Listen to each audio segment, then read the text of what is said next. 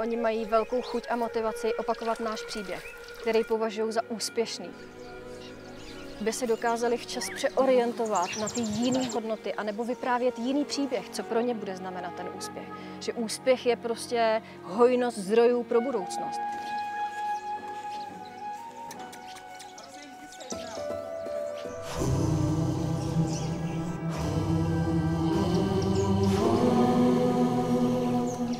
Jmenuji se Adéla Hrubá a jsem permakulturní designérka. Tady v Keni pomáhám s designem na ukázkové farmě Sivetio.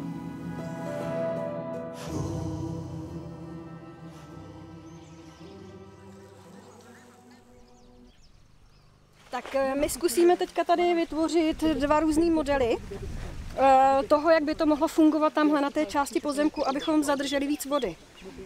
Tak jeden zkusíme vymodelovat to, co tam je teď. To znamená, že tam je jenom jeden kanál, který odvádí strašně rychle tu vodu tady do toho hlavního do jezera. A zkusíme druhý, jestli by nebylo efektivnější udělat víc kanálů a pohrát si s tím, abychom přesně vyměřili vrstevnici, udělat tam několik menších tůněk, nalejeme do toho vodu a zase názorně uvidíme, co bude fungovat líp. All of it will go here to the rose.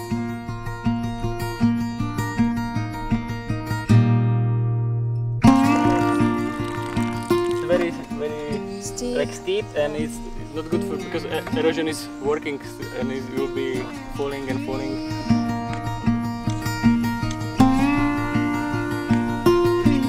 Tady vlastně to klima nese hodně velký výzvy, protože tady je nesmírně proměnlivý to počasí a můžou přijít jak extrémní sucha, tak extrémní záplavy, které třeba tady vůbec nebyly zvykem. Ale minulý rok přišly na farmu Sivetio extrémní záplavy a když jsem viděla ty videa, tak jsem nechtěla věřit, že to je vůbec možný. A vlastně je velice těžký tady s tím se vyrovnávat a je to taky velice demotivující.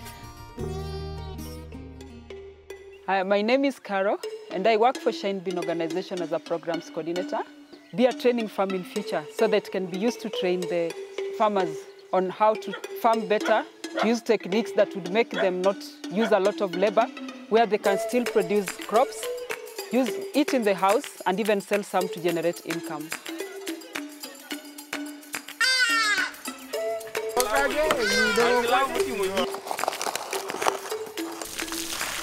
From this farm, we have been able to give a lot of knowledge which people thought could not work, like cabbages, turmeric, ginger, sweet potatoes, so people can get seeds from us.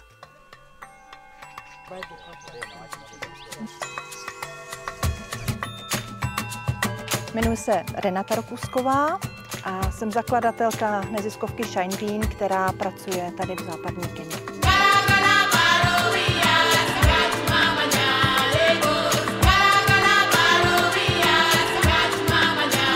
V současnosti máme 3 školní tréninkové farmy a už nám nimi prošlo přes 400 dětí.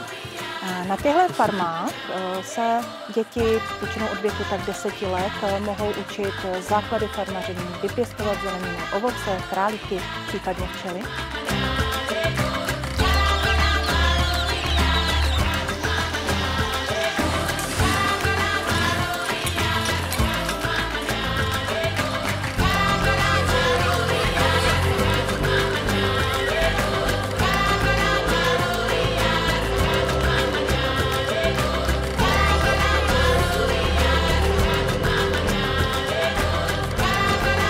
To nastává poměrně často v těch rodinách, že rodiče se zapojí.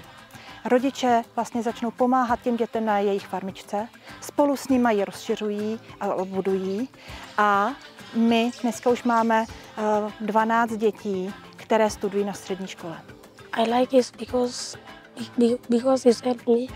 If I don't have anything from school, I will sell them to pay a school fees.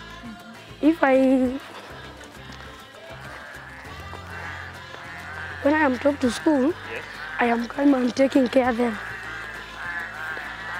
They take 5 minutes and then they move out and start eating. Not in this project My mother and my father was traveling looking for school fees, and this time they are not looking for school fees. I get school fees from my family when I sell my vegetable. Children to go to school very well through that family. I get money and take them to school. They not staying at home. They go to school until they reach where they wanted to learn. On my life, I never dreamed that I will be in a certain girls' school like this. I knew that because of the way my family background is, I knew that after class 8, I was just going to join a day school or even stay at home for 1 year for my parents to look for enough money so that I may join a high school.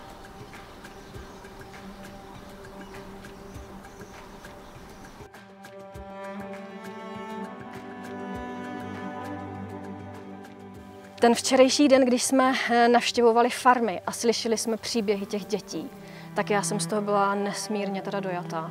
Na mě to fakt zapůsobilo tak obrovským dojmem, kolik oni v sobě mají té vytrvalosti, té síly, toho odhodlání.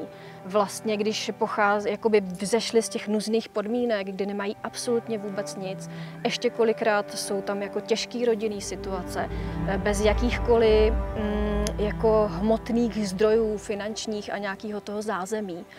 Si poradit v té situaci, tak my jsme slyšeli úspěšné příběhy těch dětí a na Shine Bean mě fascinovalo, že oni jsou schopní nakopnout ty děti a dát jim tu podporu k tomu, aby oni byli schopní vidět to, jakým způsobem můžou jít a jak obrovským způsobem to můžou změnit a jak byli motivovaní v tom pokračovat.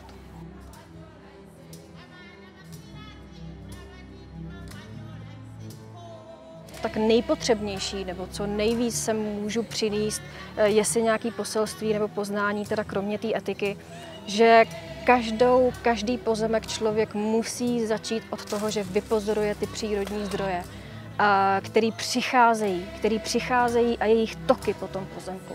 A ty zdroje ukážou, kde která struktura má být, co tam má být a kde to má být. Takže první pozorování, testování. Díky tomu já viděla jsem na té farmě ty zóny, kde ty věci můžou být.